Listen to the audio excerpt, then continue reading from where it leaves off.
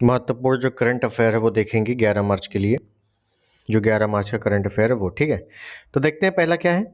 Miss world विजेता कौन बनी है? ये 2023 का है, 2024 में इसको जारी किया गया है। क्रिस्टीना पिचकुवा। क्रिस्टीना पिचकुवा कहाँ की है? चेक रिपब्लिक की। जो रनर अप है वो कौन है, मतलब जो उप विजेता कह सकते हैं तो कौन है? यास्मीना जायटॉन। ये कहाँ की है? लेबनान की है, ठीक है। ये याद रखना है, मतलब रनर अप और विजेता दोनों याद रखने हैं, ठीक। अगर बात कर ले यहीं पर कि जो पहली भारतीय मिस वर्ल्ड है वो कौन है, तो रीता फारिया 1966 में, ठीक। और दूसरी कौन है? दूसरी सबको पता होगा, ऐश्वर्या राय है 1994 में। पहली याद रखना है रीता फारिया, दूसरी ऐश्वर्या राय। स्टैटिक में पूछ लिया जाता है कभी कभी। उसके बाद देखेंगे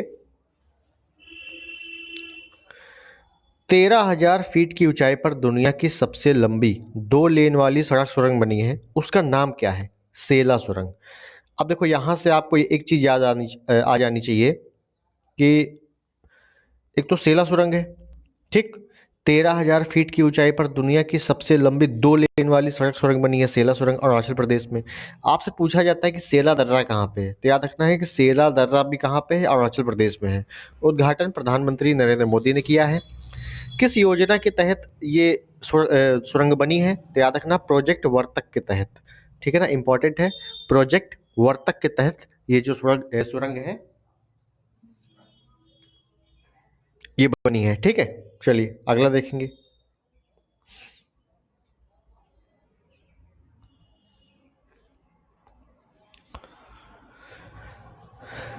हाल ही में नए fighter jet AMCA advance medium combat aircraft को डिजाइन या विकसित करने की मंजूरी दी गई है। Cabinet committee on security CCS ने दी है, 5वीं पीढ़ी का है। अब इंपॉर्टेंट ये है कि ये 5वीं पीढ़ी के केवल 3 ही देश बना पाए हैं अभी तक, अमेरिका, रूस, चीन, ठीक है ना। इनके पास 5वीं पीढ़ी का जेट ऑलरेडी है। अगर भारत ये बना लेता है तो ये चौथे नंबर का देश बन जाएगा।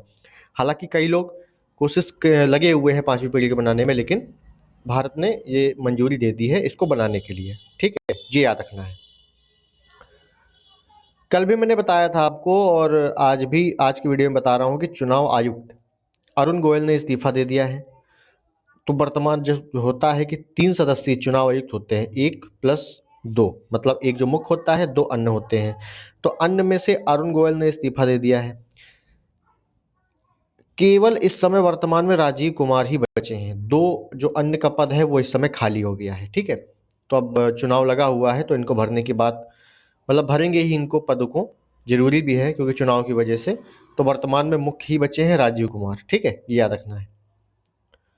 भारतीय पैरालंपिक समिति PCI के नए अध्यक्ष कौन बने हैं? भारतीय पैरालंपिक समिति के नए अध्यक्ष कौन बने हैं? तो देवेंद्र झाझरिया, याद रखना है, देवेंद्र झाझरिया।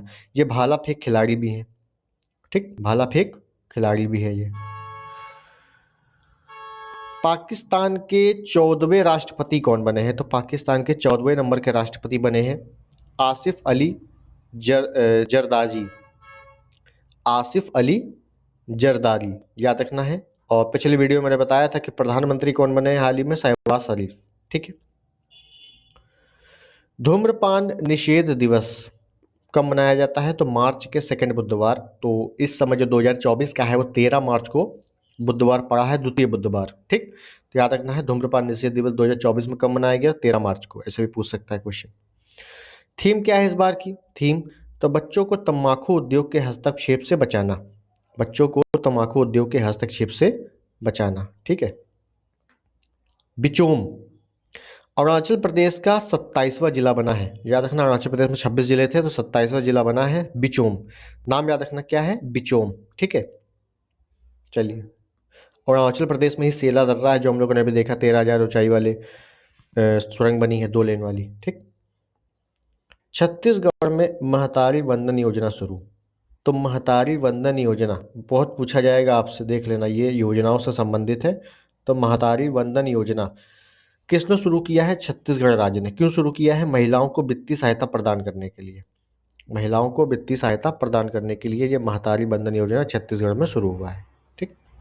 चलिए, जो इम्पोर्टेंट करंट अफेयर्स था इम्पॉर्टेंट टॉपिक थे आज के लिए, वो इतने ही थे। ठीक है, इसका PDF आपको मिल जाएगा और इसी तरह की रोज क्लास आपको मिला करेगी। छोटे छोटे वीडियो रहेंगे और लास्ट में रिवीजन करने में ज़्यादा बर्डन नहीं होगा अगर आप रोज करंट अफेयर कर रहे हो तो। ठीक है, चलिए मिलते हैं अगले वीडियो में। नमस्कार।